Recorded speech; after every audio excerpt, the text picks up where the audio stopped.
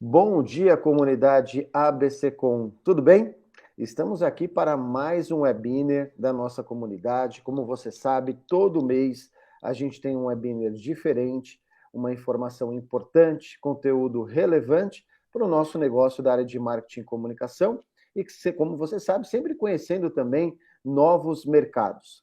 E hoje, especificamente, nós vamos falar sobre o mercado da saúde, um dos mercados mais importantes do Brasil, economicamente, em termos também de trabalho e também importante da sua atividade.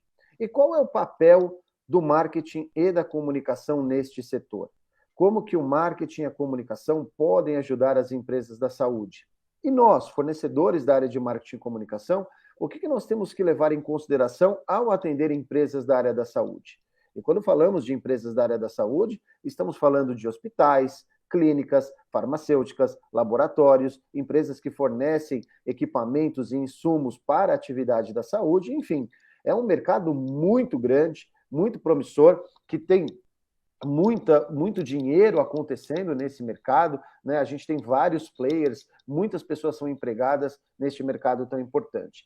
E para apresentar este mercado e falar sobre isso para a gente, eu tenho a honra de trazer um amigo que é um especialista no mercado da saúde, atua há muitos anos no mercado da saúde, já foi diversos agentes, né, atuando mídia, consultor, marketing, CEO, enfim, ele tem uma visão holística do mercado da saúde, isso é muito importante para nós, e como eu disse, é uma das pessoas que mais entende desse mercado no Brasil, faz parte também da nossa comunidade. Tenho a honra de receber Alberto Leite. Tudo bom, Betão? Tudo bem, Lu? Como é que está? Estão me ouvindo bem? Sim, sim, tudo bem. Bom, primeiro também te agradecer, né, que você salvou a gente no Inova BCcom, o Beto pôde palestrar para a gente lá de forma online também. Betão, fico muito feliz de ter você aqui com a gente no nosso webinar para falar sobre esse mercado tão importante, tão promissor e que a gente né, deve prestar mais atenção, assim como os gestores de marketing também da área da saúde, olhar, né, para marketing e comunicação de uma forma mais estratégica. Uma honra ter você aqui, viu? Legal, eu agradeço muito, viu, Lu, os convites que você sempre faz para a gente e a possibilidade de a gente poder falar de um setor tão legal como a saúde, né? Eu fico muito feliz mesmo, cara, muito feliz. Legal. Então, pessoal, sem mais delongas, eu vou deixar vocês com o Alberto, com a palestra dele. No final, a gente volta para responder as perguntas que você já pode fazer pelo chat. Lembrando que quem interage e faz perguntas pelo chat concorre a livros da ABC Books.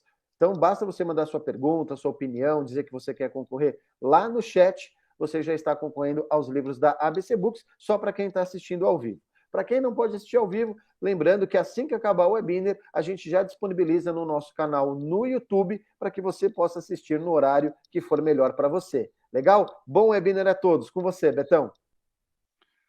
Bom, valeu. Vamos começar então aqui. A gente vai começar com um tema que a gente começou aqui falando sobre saúde e negócio da saúde. O negócio da saúde hoje no Brasil, para vocês terem uma ideia, ele só está atrás no PIB do negócio do agronegócio, né, que hoje corresponde a perto de 33% do PIB.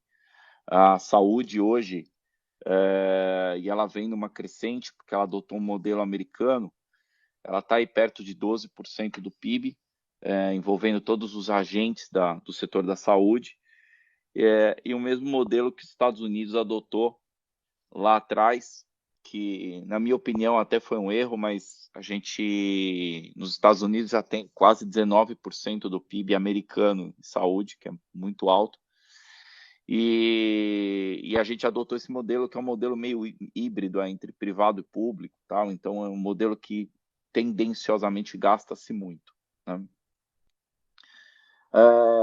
A gente gosta de falar, quando a gente fala nessa área de marketing, na área de comunicação, a gente gosta de falar um pouco sobre essa frase aqui, falar que os stakeholders todos da área da saúde, como de outras áreas, estão mudando muito e com isso eles mudam a exigência que eles têm sobre o valor percebido, né? baseando-se muito sobre a experiência que eles adquirem dos serviços e muito menos sobre as características dos produtos ofertados. Então, isso aí já é também uma característica de vários setores.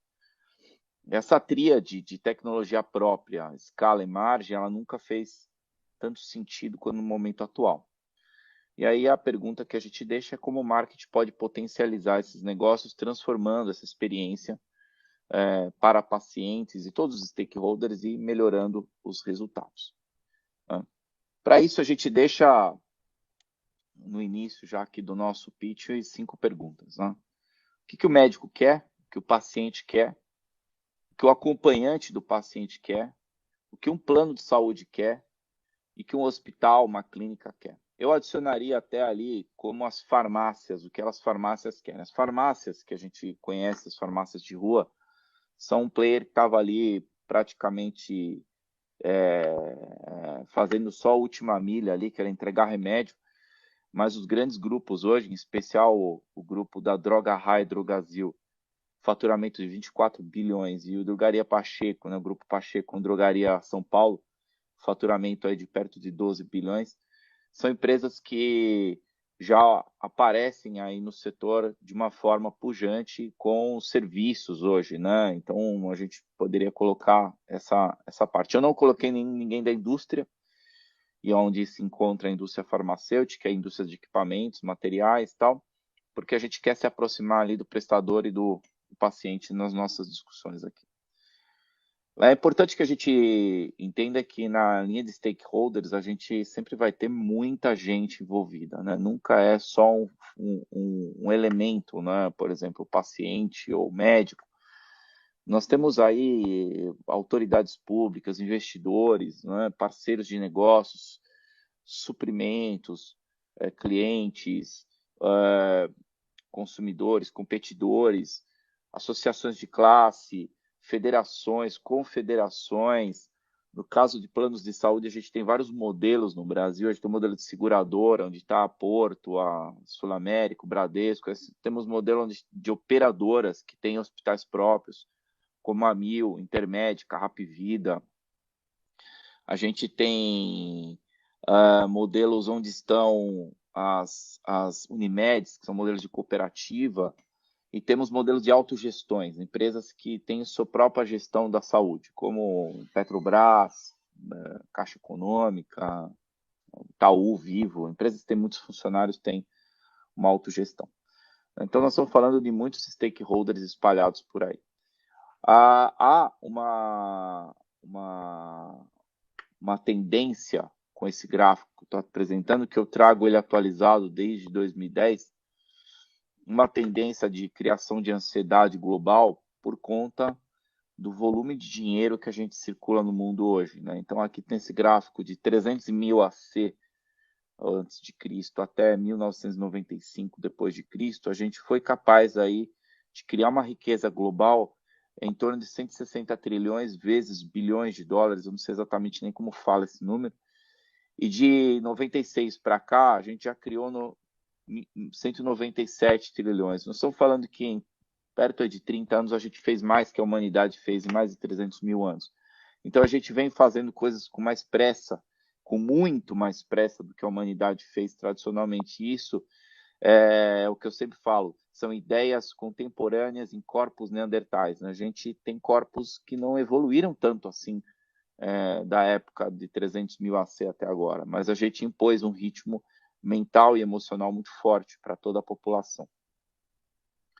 Soma-se a isso o fato de que a gente criou um modelo de riqueza material superficialmente altíssimo, né? Então, os nossos avós, nossos bisavós, até pais, eles tinham poucas contas ali no lado esquerdo da nossa tela, diante do número de contas que a gente tem que está do lado direito. Então, obviamente, mesmo com a crescente do PIB, que é essa daqui que prova que o mundo está ficando mais rico, a gente vai ficando mais pobre em questão de fluxo, né? Porque a gente acaba gastando muito mais dinheiro com muito mais produtos.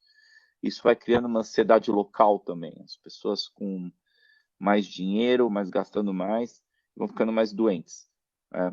Já é comprovado por vários modelos científicos o quanto a ansiedade, a depressão, o estresse, tudo isso afeta o organismo e as doenças que as pessoas possuem, né?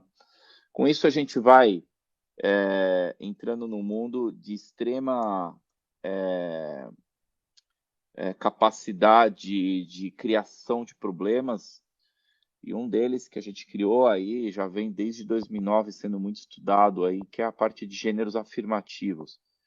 São os grupos minoritários que querem transformar suas causas em causas majoritárias, né? Então aí começou aí primeiro com grupos raciais, étnicos, fazendo movimentos políticos, tal, cotas, tudo mais, chegamos até gêneros, populações específicas, como a cidade de São Paulo, por exemplo, a gente tem os motoqueiros, os ciclistas, ou seja, grupos minoritários, que são uma pequena parte da população que querem transformar suas causas em causas para todos. Eu não falo isso de forma negativa e nem pejorativa, mas a gente precisa entender que esses nichos estão transformando a forma como a gente faz as coisas, né? Uma coisa que ajuda muito também nessa discussão é a questão das gerações, né? O conflito das gerações, onde gerações diferentes vivem sob o mesmo teto, né?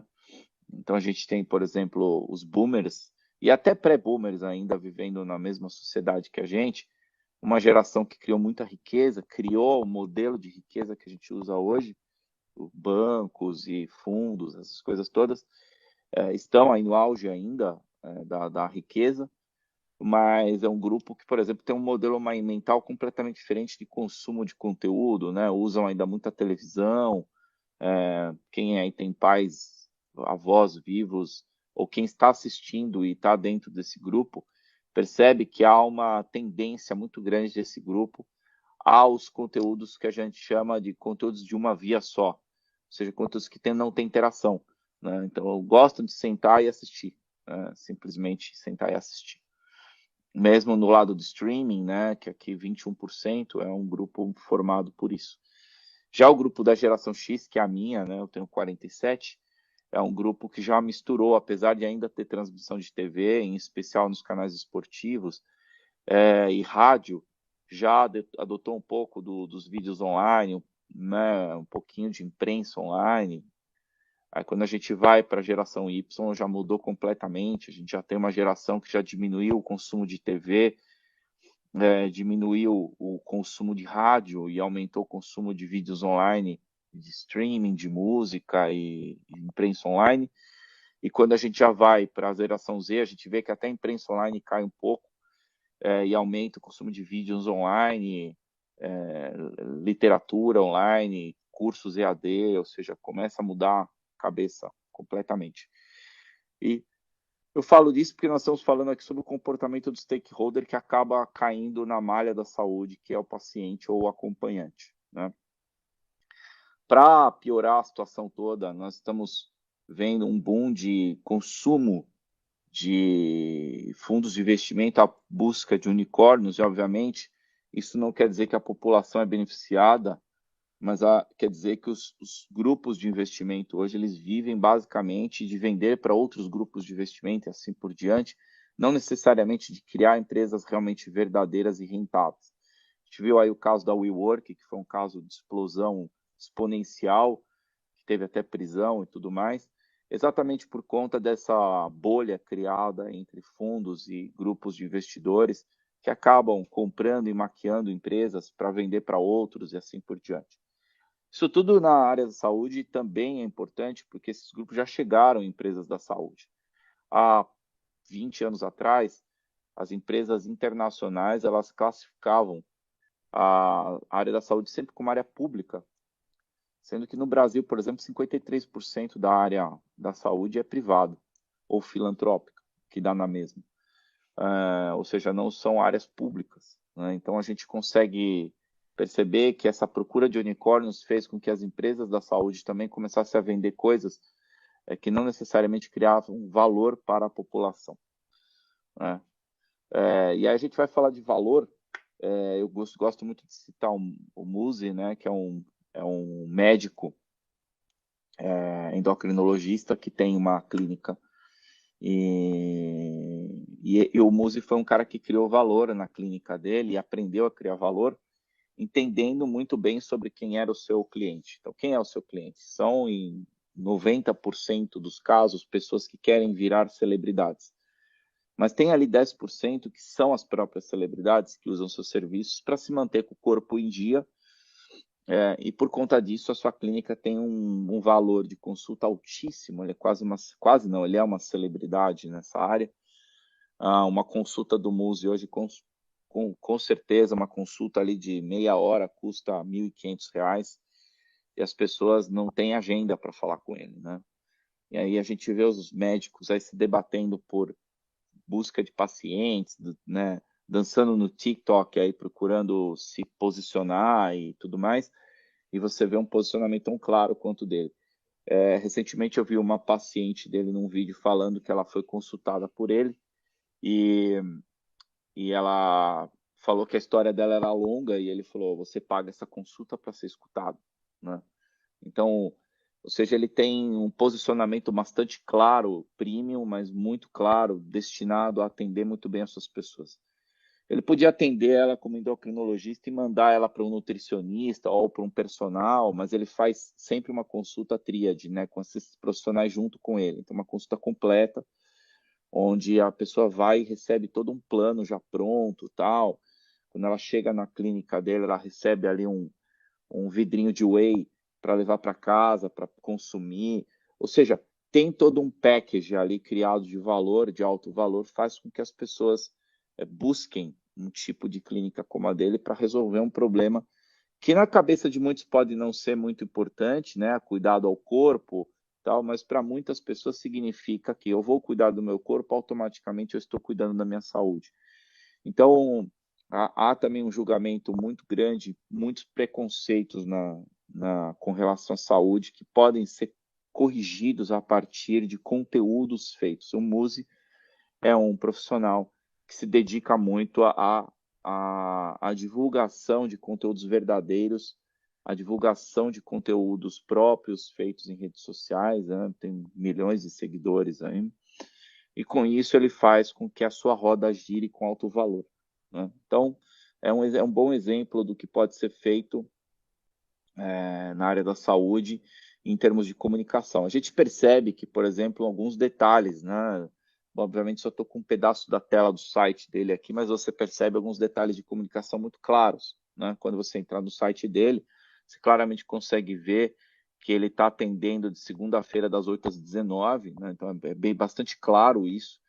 Os telefones, WhatsApp, um clique de agendar consulta, um logotipo bem feito, criado por uma agência de comunicação, não é aquele negócio que alguém, um sobrinho fez, um primo fez ali para ajudar, né? Informações técnicas como seu CRM e assim por diante, ou seja, ele traz o que as pessoas querem procurar no seu site, que é um negócio que existe desde 99 e até hoje muitas clínicas não procuram construir um site condizente com os seus serviços e produtos, né? Eu gosto também de falar sobre como as empresas de saúde estão conhecendo os seus clientes e criando valor para eles. E hoje existem muitas ferramentas digitais, ferramentas de todo tipo, mas essa foto que eu trouxe aqui, eu mesmo tirei ela em 2019, e durante alguns anos eu vivi em Orlando, e essa foto foi tirada dentro de um hospital lá nos Estados Unidos, chamado Advent Health for Women and Children, é um hospital para mulheres e crianças, fica em Orlando Downtown, ali no centro de Orlando, e ele tem em todos os andares ele tem essa pecinha de madeira bastante simpática, que é um compartilhe conosco, ali, share with us, que tem um formulário, você tem um lapisinho para pegar ali, você compartilhar ideias, reclamações, coisas desse tipo. Até aí, não tem o que tirar de muitas instituições, mas o que eles fazem, na verdade, com isso é que em todos os turnos eles fazem um negócio que chama 10 Minutes Meeting, ou seja, é um encontro de 10 minutos todos os dias ao começar um turno, onde os médicos, enfermeiros, radiologistas, profissionais que vão trabalhar naquele turno, naquele momento, leem esses papéis feitos no dia anterior e eles precisam endereçar respostas àqueles problemas naquele período. Então, eles não podem pegar aquilo e falar, isso aqui vai ser resolvido por alguém na semana que vem. Não, eles precisam achar soluções para aquilo e é uma reunião feita em pé. Ela não tem sala, não é feita para sentar, tomar café, conversar, não. É feita em pé, no corredor, pelas pessoas, lendo as fichas e dando soluções imediatas àquilo. Né? Então, isso aqui é coordenado pelo conselho de clientes da instituição, do hospital, que tem, no compliance da organização, tem funções executivas como essa, por exemplo, de intervir, inclusive, numa agenda de trabalho executiva, né? Que o médico é um executivo, e eles conseguem fazer, então, com que isso rode e crie sistemas de qualidade realmente efetivos para os seus pacientes e acompanhantes. Tá? Quando eu falo pacientes e acompanhantes como stakeholders, a gente tem que lembrar que muitos pacientes chegam até desacordados em hospitais. Então, o acompanhante passa a ser muito importante dentro de um ciclo de uma jornada de paciente. Então, um paciente com câncer, quanto ele está fazendo quimioterapia, quem está observando o hospital, por exemplo, ou uma cirurgia, quem está observando é o paciente, é o acompanhante, que observa a limpeza do hospital, que observa a qualidade das informações, que observa a qualidade dos sistemas, o timing, se as pessoas são simpáticas ou não, ou seja, o acompanhante é tão importante quanto o paciente dentro de um ciclo e uma jornada. E aqui a gente está falando sobre um trabalho que é feito com muita clareza e efetividade. Né? Uma das coisas que a gente percebeu nessas pesquisas de como saber quem são os pacientes foi que nesse hospital, essa foto eu mesmo tirei também numa terça-feira, 10 horas da manhã, e você percebe que, ironicamente, não tem ninguém nesse PS nessa hora. Né? Você fala, pô, mas não tem ninguém no PS, terça-feira, 10 horas da manhã? Não. Não tem por quê. Porque nessas pesquisas que eles fazem, eles identificaram coisas interessantes. Uma delas é que eles têm uma inadimplência quase zero. Então, as pessoas que vão até esse hospital pagam a conta, seja com cartão de um plano de saúde, seja com cartão de crédito ou com algum dinheiro, né? Ou seja, por que então parar as pessoas adoecidas, com dor, no momento que elas chegam? Que é o que a gente faz no Brasil. A pessoa está com dor, a gente quer fazer ficha, pegar documento, tudo isso no momento que a pessoa está com dor. Por que a gente não faz depois da pessoa já estar cuidada, né? Então aqui eles fazem isso, você chega já é cuidado. A primeira coisa que você faz já é atendido. Depois eles vão fazer os trâmites de documentação. Né? Ou seja, a triagem ali é um processo já assistencial e terapêutico que vem depois da burocracia, vem antes da burocracia. A burocracia vai vir no final, depois que você foi atendido, eles vão fazer as fichas. Né? Então isso faz com que todos ganhem. Né? O hospital ganha em beleza, em tranquilidade, o paciente ganha em velocidade. Isso vai criando valor para a organização. Né? Uma outra coisa que eles criaram, que é bastante interessante, é uma criação sem custo ou custo muito baixo, né? É um, é um, é um porta-crachá, um segurador de crachá, aquela cordinha de crachá, e eles criaram uma que é vermelhinha, que está aqui na pontinha do nossa apresentação, e ela vem escrito, eu cuido de você como cuido de, e aí esse profissional põe o nome de alguém. Eu, por exemplo, colocaria o nome da minha filha, Júlia, mas você pode colocar o nome de um cachorro, de uma esposa, de uma sogra, de um parente, né? E isso cria dois momentos interessantes e muito simpáticos. Né? O primeiro é que essa pessoa vai sempre atender bem as pessoas, porque o nome do parente ou de quem quiser está ali no PIN, no peito dela. Então, você fala assim, como é que eu vou atender mal uma pessoa dizendo que eu atendo como eu atendo minha filha? Né? E a outra coisa é que cria uma empatia com os pacientes, fornecedores, quando encontram essas pessoas, falam, você tem uma filha Júlia? Né? Eu também tenho, eu tenho uma sobrinha, e vai criando diálogos inteligentes entre as pessoas. Né? Então, essa é uma criação barata, muda tudo. Né? Esses três slides que eu vou mostrar agora, eles não são necessariamente, não são de saúde, mas eu acabo sempre trazendo dentro do universo da saúde, inclusive porque empresas de saúde aprendem muito com isso, né? A gente tem lá nos Estados Unidos uma rede que está crescendo muito rápido lá, com uma franquia muito rápida, chamada Once Upon a Child, ou alguma coisa como Era uma Vez uma Criança, né? Uma, uma fase infantil, né? E é uma loja, é um brechózinho que troca roupas de criança, e a característica de criança é que perde roupa muito rápido, e eles trocam roupas com muita qualidade de roupas, né? Então eles compram roupas das pessoas, oferecem para outras a custos mais baixos e ganham na diferença, e aí acabam vendendo. Então, imagina que o fornecedor deles, que é quem vai vender a roupa, já está ali comprando roupa também. Então, fornecedor e cliente são a mesma pessoa, né? Então, eu trago sempre esse case aqui porque eu morei lá alguns anos e eu comprava muitas roupas para minha filha. Lá, o brasileiro ele tem muito preconceito desse tipo de coisa, mas é muito bem visto lá. Os americanos compram muito roupas aqui nessa loja, porque é muito barato mesmo. Você compra roupas de marca a 2, 3 dólares e isso faz uma diferença muito grande no custo de uma família mensal, né? Ainda no campo da saúde, isso é um salão de cabeleireiro, existe uma linha nos balanços de saúde que está crescendo muito, que é o chamado de receita não operacional, ou seja, as receitas que não estão ligadas à operação do hospital. Uma mais emblemática delas é o Hospital Albert Einstein, que tem ali dentro um Haskell, um restaurante, uma Copenhague e um Shades Studio, um salão de cabeleireiro. A BP recentemente colocou um Starbucks dentro da BP, foi o primeiro Starbucks dentro de hospital no Brasil. Mas se você falar com a Haskell, com o restaurante, ele vai falar que a receita o restaurante mais lucrativo deles é o do Albert Einstein. Assim como o Shades Studio, que tem 4 salões, tem o salão do Einstein, o do Sírio, um no Oscar Freire e um no Itaim, eles vão dizer que o salão mais rentável é o do Albert Einstein e segundo é o do Sírio Libanês. Ou seja, você pode ter receitas não operacionais e serviços muito bem-vindos. Né? Mas como é que um hospital vai se beneficiar tendo um salão de cabeleireiro? Primeiro, que o movimento de pessoas que tem dentro é muito alto e o custo do metro quadrado não é tão alto quanto um shopping. Então, você tem ali um movimento de pessoas e que vão ficar muito tempo sem fazer nada, né?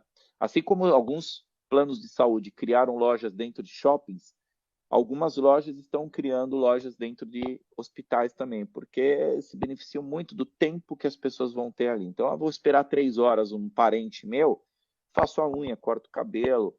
Ou seja, existem muitas coisas que podem ser feitas, fora os próprios colaboradores, que hospitais geralmente têm muitos colaboradores, né? 70% geralmente dos hospitais são de mulheres, enfermeiras, médicas, que acabam usando muitos serviços aqui até para ganho de tempo, né? Então, a receita não operacional é um caso de criação de valor muito interessante para o hospital e que acaba virando receita para ele, não custo, né? A gente sempre, em nossas apresentações, a gente fala sobre a criação da experiência, né, como ferramenta de valor. E eu conto sempre a história de que quando eu tinha 12 anos de idade, uma festa de aniversário na minha casa custava 2 dólares para ser feita. Era exatamente o custo que minha avó gastava para fazer um bolo, né? A minha mãe já começou a comprar bolos prontos, né, na padaria, tal. E o ticket saiu de 2 para 25 dólares e ninguém percebeu muito essa transferência de valor, né? Quando minha esposa nasceu, a geração da minha esposa, a gente já percebeu o aumento gigantesco de custo e de valor, que ela começou a comprar bolos de marca, né? E os tickets foram saindo de uma velocidade muito alta. Eu estou falando de bolo, né? Já a minha filha, que é da 4ª geração, ela quer aniversários dela em festas, em buffets infantis, que muitas vezes nem bolo tem. Então, o ticket, ele saiu de um produto para um serviço de experiência, mas muito altas as transferências de valor, né? E a gente não percebeu essa criação de valor. Em saúde, a gente está percebendo isso, né? Empresas criando anualização de serviços, que são os cartões de desconto, e isso vai criando um valor altíssimo para essas organizações, né? Com isso, a gente volta àquelas primeiras perguntas que a gente aprendeu em marketing lá atrás, né? O que eu vendo é uma característica, como eu vendo é uma vantagem presumida, então acredito ser um benefício, mas ainda não é um benefício, que vem a ser, na verdade, a resposta à pergunta por que eu vendo. Porque eu vendo tem uma resposta que cria benefício e valor. Por que eu estou fazendo determinada coisa? Isso pode gerar uma mudança muito grande de experiência e valor. Isso vem na discussão de missão, visão e valores da empresa, que ninguém mais faz, e que é tão relevante e importante para uma companhia. Ela tem que discutir aquilo. Né? A gente acaba entrando em discussões de inovações sem sentido, e a área da saúde ela vem provocando inovações sem sentido também em alguns lugares. Né? A gente percebe que a gente vai e volta na saúde e continua a saúde a custar mais cara. A gente não conseguiu resolver a questão do preço da saúde ainda, ela ainda é cara para as pessoas. O Brasil, por exemplo, hoje tem 20% da população só que tem plano de saúde. Estamos falando aí de 40 milhões de pessoas que têm plano de saúde, o resto não tem. Né? O resto das pessoas trabalha com SUS. Então, nós estamos falando de uma população muito grande. Se você pegar a população economicamente ativa do Brasil e ver quem já tem plano de saúde, vai sobrar e perto de 85 milhões de pessoas que não tem plano de saúde, mas teria condições de ter, mas não vê valor. Então, essa palavra é forte, não vê valor. Compra outras coisas, compra celular em muitas prestações, compra eletrodomésticos, mas acaba não fazendo um plano de saúde. Então, a gente começa a perceber que as inovações ficam sem sentido. Né? Um exemplo é essa foto que está aqui. Coloquei a foto de um Ford T de 1890, um carrinho que deu origem aos automóveis, um carro com 4 lugares, um volantezinho, uma buzininha, 4 rodas, 4 pneus, capotinha, andava 18 por hora. E embaixo a gente vê que bilhões de dólares investidos em R&D, 140 anos depois, um carro com altíssima tecnologia embarcada, tá? Mas ele tem 4 rodas, 4 pneus, um motorzinho na frente, tem uma capotinha, cabe 4 pessoas, e numa cidade como São Paulo anda 15 por hora, por conta do trânsito. Ou seja, a gente conseguiu evoluir muito pouco na questão do que é inovação real. A gente não conseguiu enxergar o que é inovação real para as pessoas. A gente conseguiu criar factoides de inovação, né, o que a gente chama de inovações incrementais. Né? Alguns exemplos disso é que a gente ainda acha bacana levar os nossos filhos em férias para parques na Disney que custam 150 a 230 dólares a entrada por pessoa. Né? E a gente vê filas imensas de pessoas aqui num sol de 40 graus e a gente não conseguiu resolver esse problema. Ou seja, será que eles não conseguiram resolver? Eles ficam falando que a fila é legal e não tem nada de legal numa fila de 40 graus de 3 horas para você desfrutar de 30 segundos de um brinquedo. Né? A gente acabou morando lá e fazendo trabalhos, né, para eles, e um dos trabalhos que a gente fez foi a reinvenção da fila. Né?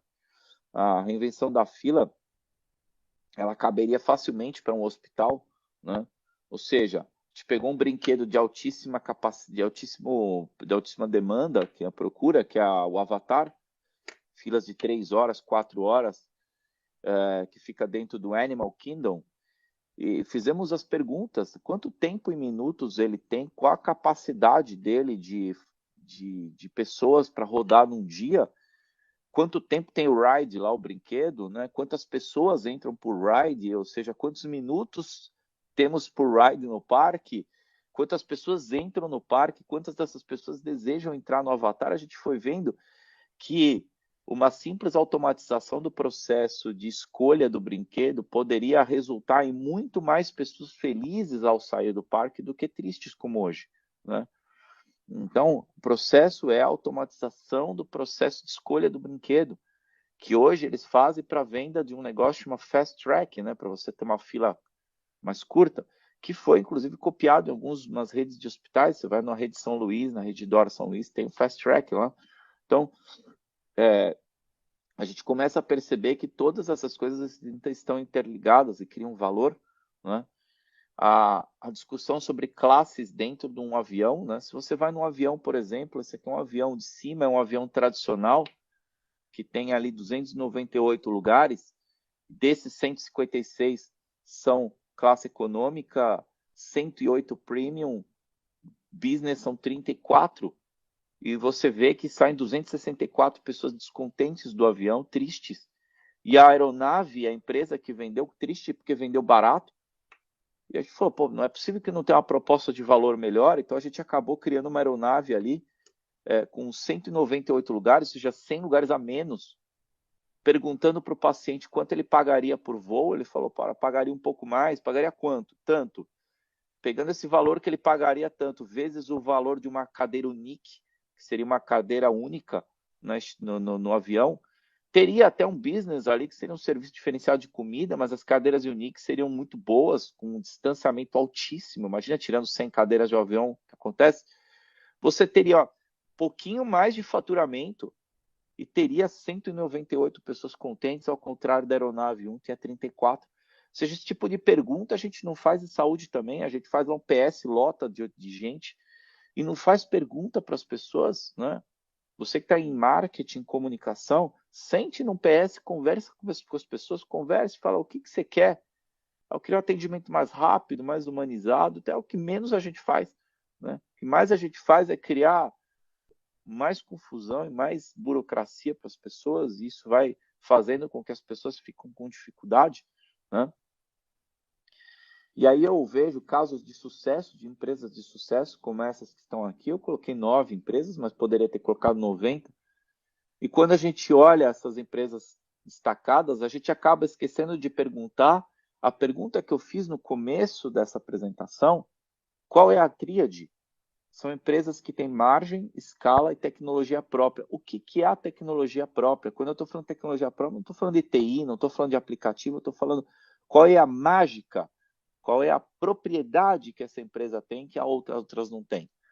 Então, muita gente acha que a Disney é porque ela é mágica, porque não, a Disney, ela tem uma mágica que chama criar muitos personagens. Então, entre a Disney criar o Frozen 3 e criar um novo desenho, para eles é muito mais lucrativo um novo desenho, a não ser que ele consiga no Frozen 3 criar novos personagens. Por quê? Porque a Disney é uma empresa de propriedade intelectual. A Disney é uma empresa que ganha dinheiro em royalty. Ela faz produtos, faz personagens, cria essas coisas e sai vendendo royalties para o mundo. Todo mundo quer ter alguma coisa de um personagem Disney. Esse é o grande negócio da Disney. Obviamente que ela ganha dinheiro com parques, com hotéis, com filmes, mas se você pegar os últimos lançamentos da Disney em filmes, por exemplo, eles perdem dinheiro sempre, né? Muitos filmes deles deram resultado negativo, então, mas criaram personagens. Então pode ser que um Piratas do Caribe não tenha dado o resultado positivo que eles queriam, mas no final das contas criou-se personagens, criou-se brinquedos e tudo mais que as pessoas acabam comprando, né? O SpaceX, por exemplo, muita gente fala, pô, mas qual que é a lógica? O cara falou que criou um foguete que vai para a Lua. A NASA já fazia isso, mas a NASA gastava 90% da receita dela num negócio que perdia-se, ou seja, o grande negócio da NASA era levar as pessoas para algum lugar no espaço, mas eles perdiam 90% desse dinheiro, que era o foguete, o próprio foguetinho, né? 90% do custo é a estrutura que leva as pessoas lá para cima e que são perdidas, né, no espaço ou no mar, são jogadas fora. E a SpaceX nada é do que uma empresa que aprendeu a pousar o foguete. Então, você fala assim, putz, o 90% de custo da NASA aqui, embora eles aprenderam a fazer com 90% daquele recurso todo, sem perder, ou seja, o foguete volta e pousa. Então você fala assim, puta, qual foi a grande sacada do Elon Musk? Ele foi olhar o balanço da NASA, olhar e falar assim, cara, 90% desse dinheiro aqui está indo para o lixo. Se eu pegar esse 90% de alguns bilhões de dólares aqui e trazer isso aqui para uma receita, não virar lixo, né? Não virar sunk cost. Então, pousar o foguete. Então, cara, vamos ter que pousar esse foguete. Era uma atrás da outra, vários foguetes foram pro lixo, até que pousou. Pousou, ele chegou na NASA e falou, sabe esse dinheiro que você joga no lixo? Dá para mim aqui, que eu vou fazer o foguete pousar. Né? Me dá 80 ao invés de 90, eu te dou um saving. Então, a tecnologia própria da SpaceX é o pouso do foguete, né? Se eles pudessem escrever ali, nós pousamos foguete, ele resolvia o problema dele, né? A Singularity University é uma escola espetacular que não tem um professor tradicional, fixo, aquele professor que eles pagam salário. Então, são executivos que dão aulas, né? O TikTok, que é uma explosão mundial, ele faz um negócio que o Instagram não faz. Porque ele faz vídeo? Não. Ele faz um modelo de algoritmo de entrega diferente do que é o Instagram ou o Facebook. Então, ele muda a entrega e o algoritmo dele é muito mais rápido, entrega para mais pessoas e essa é a mágica dele, né? Então, ou seja, cada uma dessas empresas criou um negócio que parece ser igual ao outro, mas não é. Tem uma mágica por trás, tem uma tecnologia por trás que eles conseguem ter margem e escalar. Então, não adianta o cara falar, eu tive uma ideia genial. Ela pode ser até uma ideia de vender banana. Só que se a venda da banana for feita de um jeito diferente, que gera mais margem para ele, mais escala, ele ganhou o jogo, ele ganhou o jogo. Então, a gente tem que se desenvolver muito mais hoje em design thinking para criar coisas que as pessoas não têm e não fazem hoje, do que simplesmente a gente tentar criar algo que não foi usado ainda, né? É... Essa aqui é a minha última tela, então eu vou dizer para vocês poucas palavras, que assim, eu trabalhando na área de saúde, eu já percebi que hospitais, em especial, eles vêm fazendo modelos que são os mesmos modelos do tempo passado, né? Então, poucos hospitais estão inovando, né? A maioria está fazendo a mesma coisa que fazia há 30, 40, 100 anos atrás. E essa fórmula está miando, né? Essa fórmula tende a miar. Médicos tendem a fazer coisas novas e os que não estão fazendo, estão lá vivendo daquela mesma fórmula, tendem a perder valor no tempo, né? As indústrias farmacêuticas que estão trabalhando cada vez mais com modelos orgânicos, com modelos de conhecer os seus clientes, estão criando valor. As farmácias que a gente conhecia que só passavam remédio e vendiam, estão criando valor. Agora as farmácias vão oferecer consultas também. E isso vai criar uma imensa quantidade de clínicas populares aí disponíveis para as pessoas, já dentro de uma própria farmácia, como existe nos Estados Unidos. Então a gente vai ver que a telemedicina apareceu forçada aí por uma pandemia. Então a gente vai percebendo que a criação de valor na área de saúde, ela necessita cada vez mais de profissionais de marketing e de desenho de negócios, entendendo de coisas e criando coisas realmente novas, impactantes para a sociedade como um todo. Sejam os investidores, sejam pacientes e acompanhantes, sejam quem está no meio oferecendo serviço, que são os médicos, enfermeiros, radiologistas, pessoas da área assistencial, profissionais da área administrativa, e aí a gente vai ver uma grande evolução no setor realmente, com muito mais valor, muito mais dinheiro para todos. É isso, agradeço muito, meus contatos estão aqui à disposição e eu estou à completa disposição de vocês aí para responder perguntas e seja agora ou seja depois nos nossos canais diretos, tá? Seja eu ou qualquer pessoa da minha empresa. Agradecemos muito ao Luciano, a Dani, o convite da ABC e estamos sempre à disposição de vocês aí para a gente falar mais sobre saúde, tá bom? Obrigado. Valeu, Betão. A gente tem aqui algumas perguntas. Podemos começar já? Podemos começar já. Vou tirar aqui a tela para ficar mais fácil. Vamos lá, então. O Adailton Batista, ele coloca assim: como não tem plano de saúde e o SUS? Aí ele complementa: o plano de saúde SUS atende 150 milhões de brasileiros. É muito ruim. Tem atendimento básico, emergência, especialistas, hospitais, vacinas, etc. Precisa melhorar muito. Acho que essa colocação do Adailton. O quanto o SUS é importante, Beto, nessa nossa engrenagem, nesse nosso mercado de saúde? Olha, Adailton, excelente pergunta. Na verdade, eu não sei se você pegou no comecinho da apresentação, eu falei que a gente escolheu o modelo errado lá atrás, o modelo americano, que o modelo americano não tem SUS, tá? Se eu voltasse no tempo e fosse dono dessa cadeira, eu teria adotado o modelo do Canadá, que é o SUS completo, onde não tem área privada, né? O Canadá não tem área privada em saúde. As pessoas, a não ser médicos que têm consultas, tal, mas as pessoas usam lá somente o modelo SUS, né? Eu acho que é o melhor modelo que existiria, tá? Que meus clientes privados não escutem, mas o SUS é realmente um espetáculo. Agora, ele tem uma problemática no Brasil, como você bem colocou, que é muita gente utilizando, né? São perto de, se você somar a população toda que usaria o SUS, são perto de 160 milhões mesmo de pessoas, e na parte de economicamente ativas, são perto de 85 milhões de pessoas que poderiam até ter um uso de um produto privado. Porém, a gente investe uma quantidade de dinheiro no SUS hoje e ela não vira acesso. Eu diria que a palavra certa é acesso. Se você conseguir a ficha amarela, por exemplo, num ICESP e ser atendido, os médicos são os mesmos do Sírio-Libanês. Não tem a hotelaria do Sírio, não tem aquele mesmo lençol tal, mas é o mesmo médico, o mesmo remédio, o mesmo máquina, o mesmo atendimento, não é? Se você vai no HC, se você vai numa Santa Casa, é a mesma coisa. Eu, inclusive, quando eu viajo, estou em lugares que eu não conheço os hospitais, eu procuro sempre, se eu preciso de hospital, procuro uma Santa Casa, né? Agora, o problema é o acesso, Adailton. A gente não tem acesso para todo mundo. Então, a gente morre na fila porque a gente não consegue atender essas pessoas. Então, a gente tem uma inversão de valores aí. A gente gasta dinheiro com plano de saúde privado para atender uma população que tem condições e a gente põe dinheiro de impostos no SUS e paga errado. Além disso, nós temos dentro do próprio SUS um levantamento recente que perto de 20% aí pode ser fraude, perda por qualidade de gestão.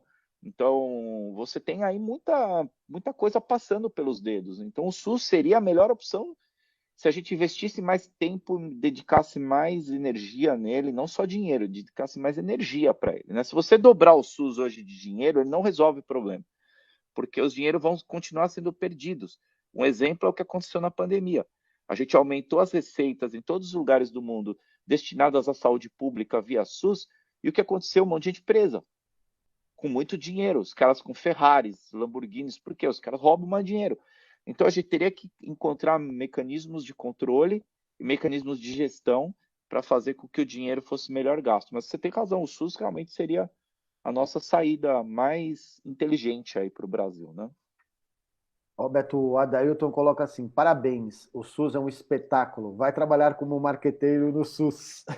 Ah, com certeza. Eu sou um grande fã e eu trabalho hoje para alguns hospitais, né? O Incor, por exemplo, é um cliente que eu presto consultoria há muitos anos e nós estamos fazendo um trabalho agora de acolhimento muito bonito lá.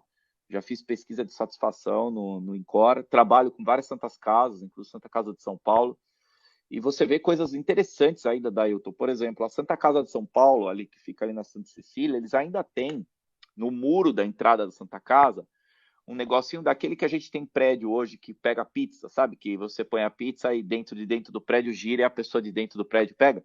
As pessoas colocavam bebês ali, elas tinham um bebê, não tinham condições de cuidar, elas colocavam um bebê ali, girava e alguém da Santa Casa cuidava do bebê lá dentro. Esse negócio existe até hoje, é centenário, tem cento e tantos anos aquilo lá, e aquilo existe, e ainda aparecem bebês naquele negocinho lá. Então, assim, o SUS seria a salvação, mas a gente precisa cuidar dele, né? O Beto, a Érica Boscolo, ela coloca assim: a percepção é de que sempre somos enganados com o plano de saúde, pois os serviços prestados ainda ficam muito além, muito aquém das expectativas, a não ser os planos muito caros que poucas pessoas têm acesso. É uma percepção de que a gente não recebe o que a gente está comprando? É isso que acontece com a maioria dos planos? Eu vou falar assim, Érica, né? Érica, eu já estudei muito balanço de plano de saúde, né? Se você pegar os balanços dos planos de saúde, existem planos e planos, né? Então você pega, por exemplo, esses grupos novos que estão com receita aberta, né? Como a Apvida, né? Grupo GNDI e tal, são empresas tal. São grupos muito grandes e que têm lucro, elas têm lucratividade, essas empresas. Então, ela tem balanços bons, balanços positivos, né? O que acontece? A saúde ela é um produto muito estranho no Brasil, na área privada, porque quem usa o produto não paga o produto. Então, quando você vai no hospital, você vai com um cheque em branco, que é um cartão de plano. e você vai lá e usa. E o hospital não necessariamente é tão honesto quanto ao passar essa conta que você usou para o plano de saúde. Então, o plano faz o quê? Ele controla o hospital através de um sistema de glosas. Então, vem uma conta para ele, ele fala, a Erika veio aqui, mas deixa eu olhar o que ela usou. Ah, usou isso, isso, isso. Muitas vezes você chega com gripe no hospital e o hospital manda uma conta de quimioterapia para o plano de saúde pagar. Então, o plano de saúde não é o grande bandido nessa história, assim como o hospital também não é, porque faltam controles. A área de saúde privada no Brasil tem 40 anos, né? Ela veio da Constituição de 88, mais ou menos, ali tem 40 anos de saúde privada como a gente conhece hoje. Então, o que nós estamos vendo é a mesma coisa que a gente vê na área de telefonia. Muitas vezes você também não é satisfeita com o seu plano de telefonia. Fala, por quê? Eles recebem muito dinheiro. Não deu tempo deles criar a qualidade ainda. Então, esses caras ganham dinheiro, planos de saúde crescem e não conseguiram nem encontrar mão de obra qualificada ainda, mecanismos de controle qualificados. Então, eu acredito que vai melhorar. Mas nós estamos no mercado privado, onde circula dinheiro. Eu não confio no plano de saúde, assim como eu não confio no hospital, assim como eu não confio em médico, né? Parte da receita dos médicos vem das farmacêuticas que pagam para eles comissionamentos pelos remédios novos que lançam. Então, quando você vai num médico também, que ele pode te dar um remédio novo, esse remédio é melhor, pode ser que ele esteja sendo honesto, mas pode ser que ele esteja ganhando comissão. Então, nós estamos falando de um setor altamente corrupto, desde a sua essência até a forma como ele chega até a gente. Então, assim, nós não podemos simplesmente mecanizar a culpa para o plano de saúde, tá? Tem toda uma lógica por trás que e o plano também tem um problema dele e tal, mas eu acho que isso vai tudo melhorar com melhores ferramentas de controle. Legal. Ó, só o complemento que o Adailton coloca: você não compra saúde sem serviços de saúde, sem conhecer o que você quer e precisa. Roberto, o Exato. Fernando coloca aqui o seguinte: ele, não sei se você, obviamente você viu, mas ele coloca assim: o caso da Amil, que é controlada por uma empresa estrangeira e quer deixar o Brasil e não está conseguindo passar a sua carteira para outra empresa. E até foi matéria do Valor Econômico do dia 27 de abril, dizendo que só a possibilidade da dona da Amil deixar o Brasil já altera o mercado da saúde. Como que você vê essa situação aí sobre essa Ah, questão da Amil? tá. A Mil, a gente tem que lembrar qual a história da Mil em resumo, né? Ela foi criada por dois médicos lá atrás, né? O Jorge Rocha e o Edson Godoy Bueno, e rapidamente se transformou numa empresa de muita qualidade, né? O Edson era um obstinado por qualidade, eu trabalhei para ele fazendo trabalho de pesquisa de satisfação em 11 dos seus hospitais e entregava esses resultados de pesquisa aos domingos diretamente no e-mail dele para ele fazer as reuniões de CEOs às segundas de manhã, cobrar dos seus presidentes a qualidade dos seus serviços prestados nos hospitais, né? O filho do Edson, que veio a estudar no exterior, o Pedro está fazendo uma revolução aí com o DASA. Tem um monte de hospitais, tem diagnóstico, tem área de compras muito grande com a GSC. Então, e nesse momento eles fizeram lá atrás a opção de vender os ativos da Amil para um grupo chamado United Health Group, que fica nos Estados Unidos, que tem lá fora planos e produtos de saúde com altíssima qualidade também. A United veio para o Brasil e manteve alguns dos produtos, comprou outros produtos, como a Mico, a One e assim por diante. E isso foi criando um grupo, um conglomerado muito grande, que deve ter hoje perto de 10% da população que usa planos privados no Brasil, deve ser da Mil, perto disso, tá? Então, quando a Mil decide que vai vender seus ativos no Brasil, eles têm basicamente dois grupos de ativos, né? Os hospitais, onde figuram os hospitais do Grupo América, que estão abaixo da Amil, e você tem o plano de saúde. Eles decidem fazer isso de forma a estratificar o que é plano de saúde privado, ou aquele individualizado que as pessoas compram sem ser por empresas, dos de empresa. Por quê? É chamada de carteira podre. Né? Não diria que é uma carteira ruim, muitos planos bons vivem de carteira individualizada, mas essa carteira individualizada deles, que é perto de 500 mil vidas, eles decidem vender primeiro.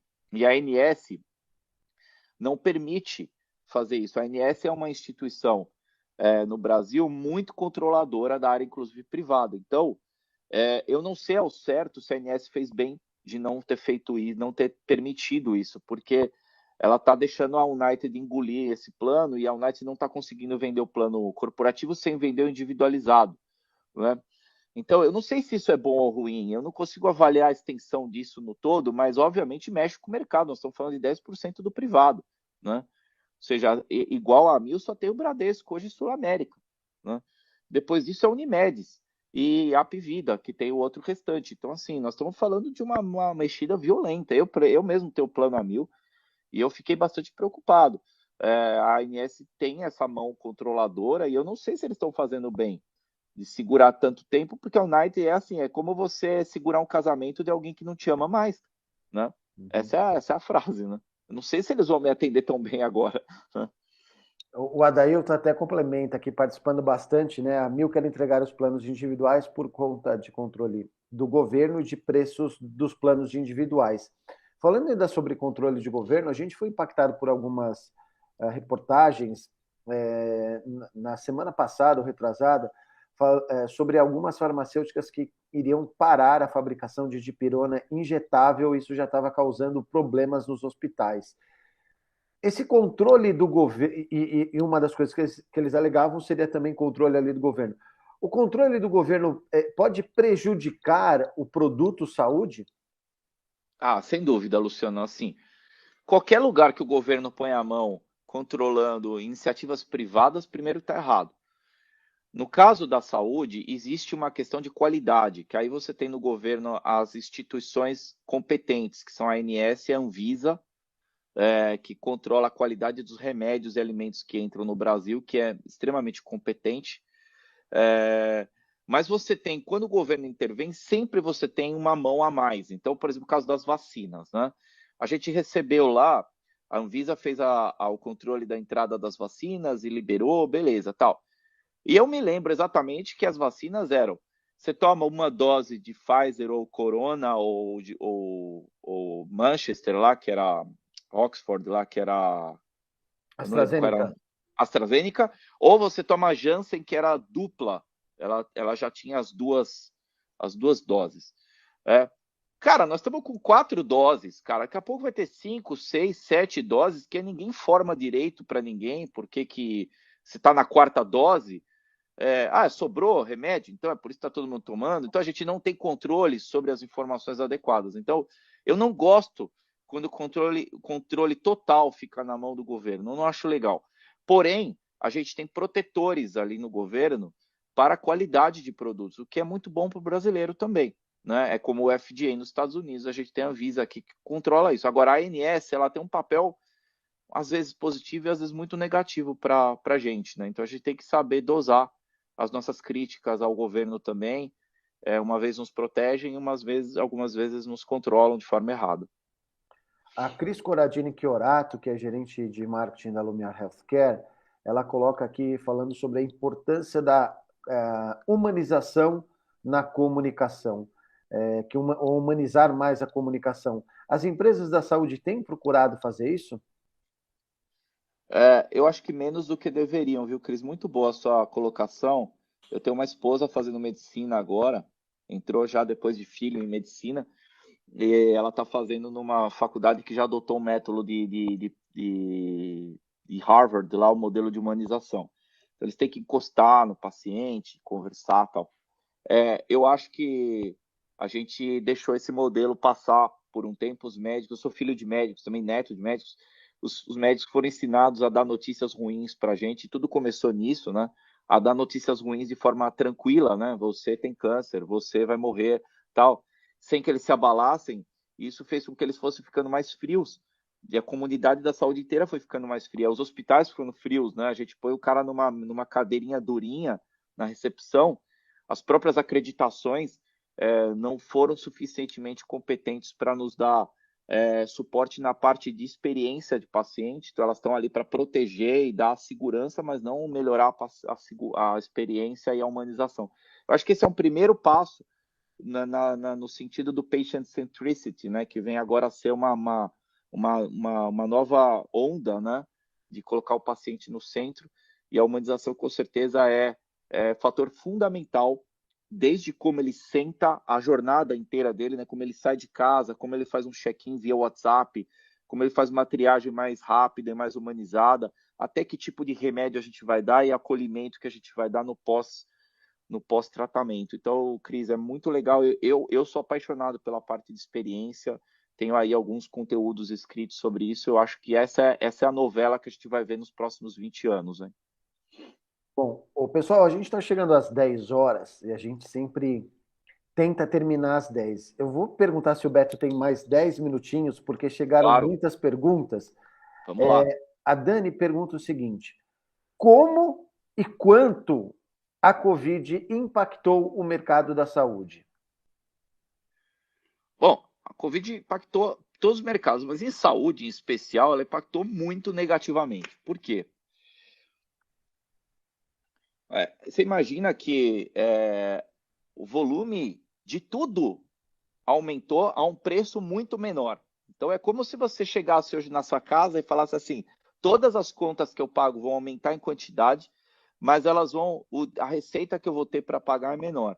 Então o que aconteceu foi um descontrole absolutamente estratégico operacional no mundo inteiro. No Brasil em especial, muita gente via os hospitais lotados, fala, estão cheios mas na verdade a conta que eles recebiam para pagar a conta Covid era muito pequena, né? Eu participei de algumas negociações de UTI para prefeituras que eles tiravam dinheiro de outro lugar para pagar, porque era muito pouco mesmo.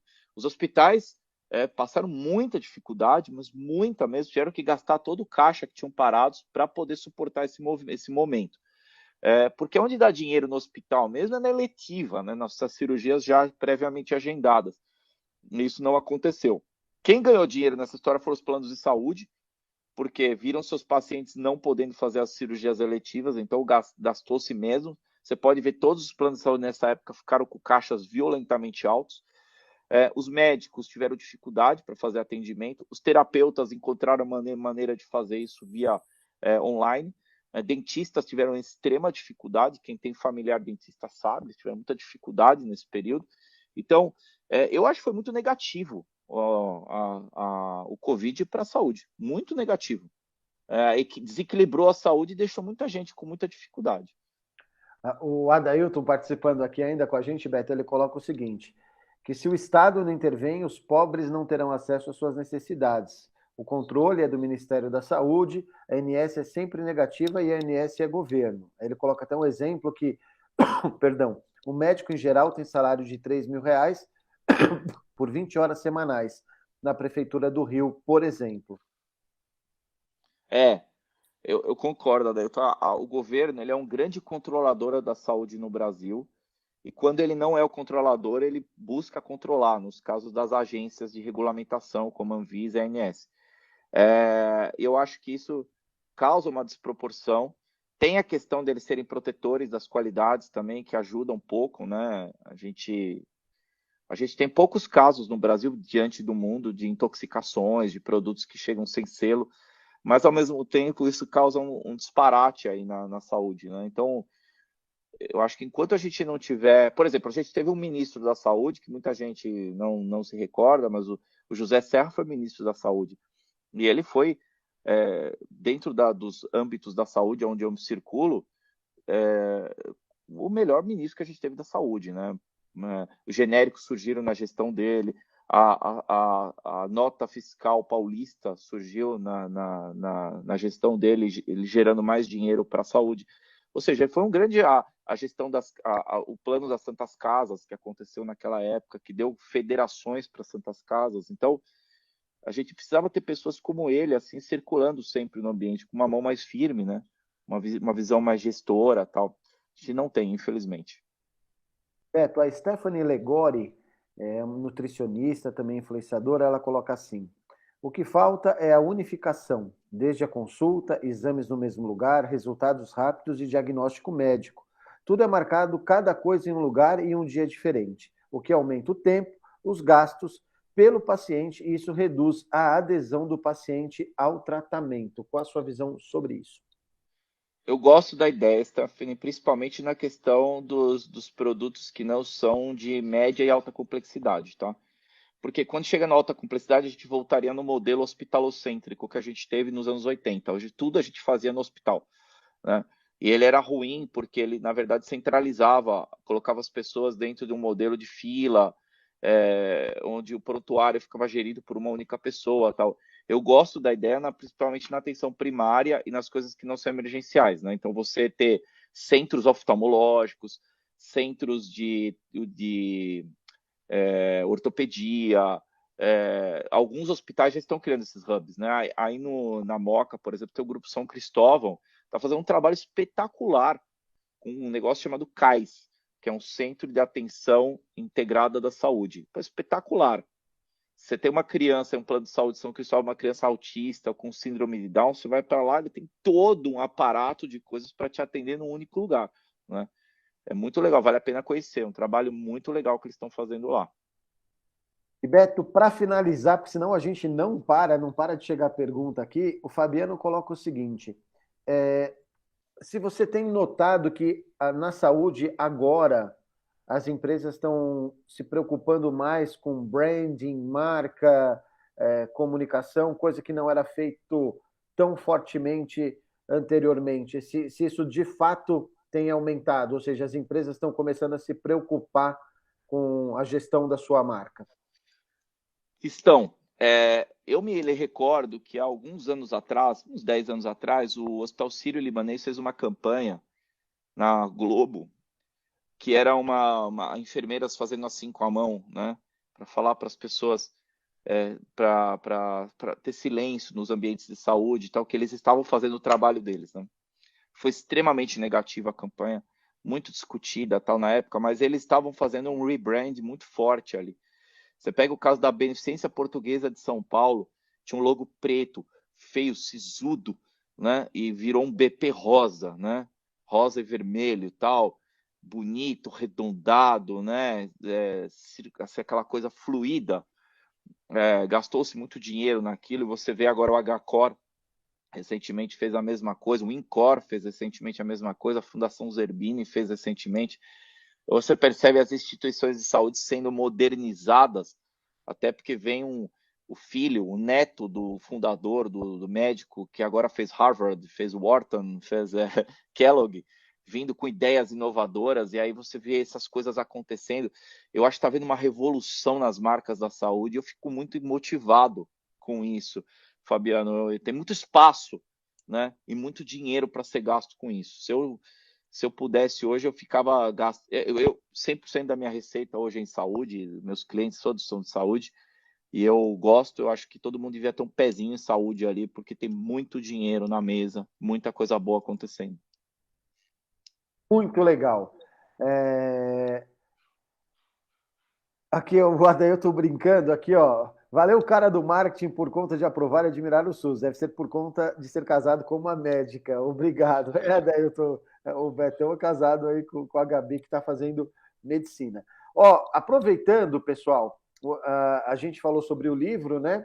Então, o Adailton aí, que participou bastante com a gente, vai levar o livro aqui do Benício Filho, que é o Vidas Ressignificadas, da ABC Books. Está aqui a Dailton. E a Stephanie Legori vai levar o livro Tricotando Negócios, também aqui da ABC Books. Peço para que vocês dois enviem para o e-mail que a gente colocou aí, o e-mail pauta@abc.com, o seu endereço completo, para que a gente possa enviar para vocês os livros. Betão, muito obrigado, cara. Foi sensacional. Acho que se deixasse, a gente ia ficar mais 20 minutos aqui respondendo. Obrigado, viu, pela sua participação. Imagina, eu que agradeço. Eu que agradeço, Lu, todo mundo da comunidade, um assunto muito bom. Meus contatos estão ali no final. Quiserem trocar ideias, mandar dúvidas, eu estou sempre ali à disposição, muito rápido, respondendo todo mundo, tá? E vamos nos ver nas próximas, Lu. Valeu, obrigado. Valeu. Pessoal, então você sabe, né? Todo mês a gente tem um webinar, a gente já está preparando o webinar do próximo mês. Além disso, hoje, né, tem Marketing Now ao vivo pela TV Mais ABC. né? Importante é que vocês estejam com a gente e pediria para que você deixe seu like no vídeo, compartilhe em grupos de WhatsApp, passe para amigos para que mais pessoas possam ter acesso à nossa informação. É muito importante isso, né? Que a gente possa levar cada vez mais a nossa informação relevante da nossa comunidade para mais pessoas. Então, deixe seu like, compartilhe em grupos de WhatsApp, compartilhe com outros colegas. A gente também vai enviar por e-mail marketing. Para quem não pôde assistir ao vivo, assista aí depois, também compartilhe, deixe seu comentário para que a gente possa melhorar sempre a produção dos nossos webinars. Então, mês que vem a gente tem um novo webinar, né, sempre trazendo temas relevantes. Lembrando para os filiados da comunidade, empresários, convidados que querem conhecer a nossa comunidade, toda última sexta-feira do mês nós temos o nosso tradicional café da manhã. Então, fique atento às nossas redes sociais e ao nosso portal para ficar por dentro disso, legal? Bom, então, novamente, obrigado ao Beto, obrigado a quem assistiu aqui com a gente ao vivo, ao pessoal da eConnecting, que fez mais uma vez uma transmissão muito bacana, né? É legal a gente valorizar as empresas que apoiam as iniciativas da nossa comunidade. Valeu? Um bom final de semana e até o mês que vem com mais uma edição do ABC Webinars.